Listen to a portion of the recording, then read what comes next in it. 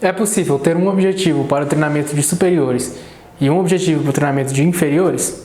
Sim, é completamente possível. Isso vale não só se você quiser dividir o corpo ao meio, se você quiser até dividir braços e torso, ou perna superior, né, coxa, ou perna mesmo, panturrilha, qualquer agrupamento muscular, ou eu diria até articulação, né, que envolve um conjunto de músculos, pode ser treinada de maneira específica. No treinamento, a força, né, utilizada aí no senso comum, ela se divide em 5 manifestações. E você pode enviesar cada uma delas de acordo com a forma como você executa os movimentos e escolhe a carga ou descanso na academia. E se você contextualizar essa pergunta, você vai ver que ela é até bem mais simples do que parece. Pensa num jogador de futebol.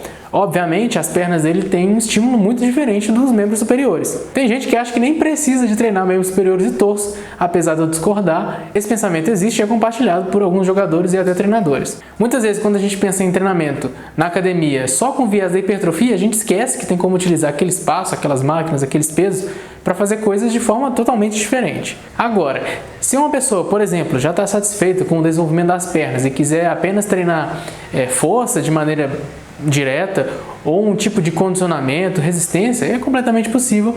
Vou dar algumas dicas de como você pode fazê-lo.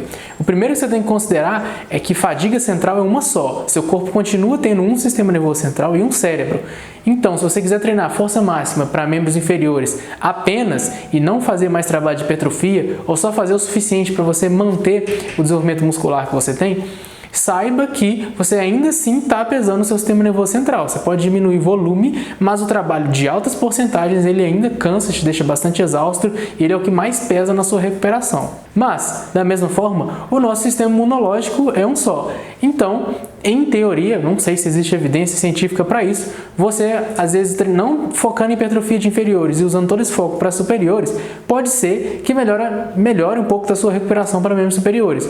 Isso se traduziria em hipertrofia? Sinceramente, eu acho que não, porque essas alterações eu não consigo ver ser numa magnitude grande o suficiente para terem níveis anabólicos, ou seja, de fato, ver uma diferença que você veria no espelho. Eu acho que são coisas mínimas, mas principalmente no que diz respeito à sensação de cansaço e de exaustão, eu acho que sim, pode fazer uma diferença. Se você treina para algum esporte em que você não precisa desenvolver força máxima na perna, que é tipo 99% deles, você ainda pode manter aquela hipertrofia localizada no seu posterior, no seu glúteo, para você ter uma quantidade suficiente de tecido para absorver impacto quando for necessário e está treinando manifestações de força rápida e de resistência, ou seja, saltos em altura e distância, que é uma manifestação da força, pode ser tanto força rápida, lenta ou explosão, ou você pode estar treinando o endurance pensando em distâncias médias e longas. Mas, obviamente, se você não fizer a carga suficiente de hipertrofia, elas vão diminuir. E aí você considera se isso alinha com seus objetivos ou não.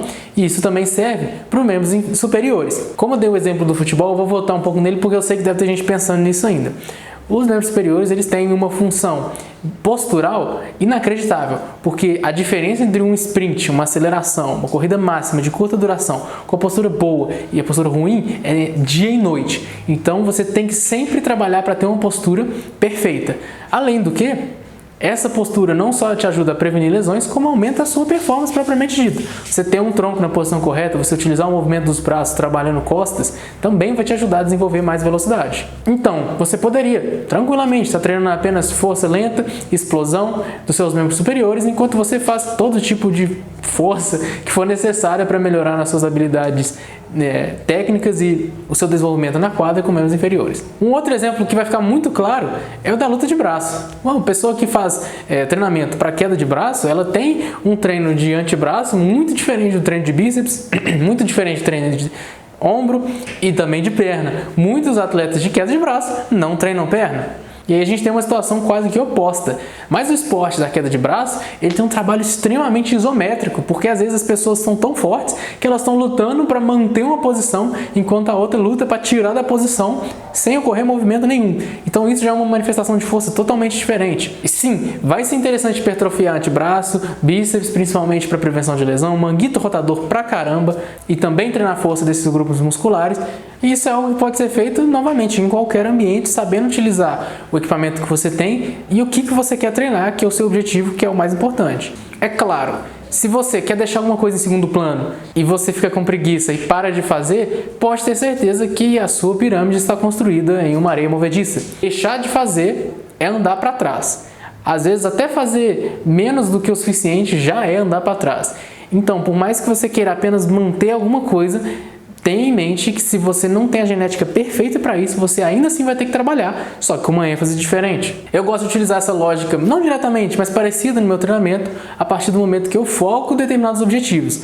Atualmente o objetivo é supino e agachamento. O meu desenvolvimento e o meu terra ainda podem aparecer no meu treinamento, mas eles não são o meu objetivo, eles não estão aqui sempre e eu não estou fazendo tudo focado em aumentar eles. E não tem problema eles ficarem em segundo plano, porque daqui a X meses, quando eu alcançar meus objetivos, eu volto a treiná-los, mesmo porque, qual que seria a opção? Eu nunca mais fazer, eu deixar de treinar? Não existe. Tudo no seu treinamento tem que alinhar com o seu objetivo, mesmo que isso considere treinar diferentes grupos musculares com focos diferentes.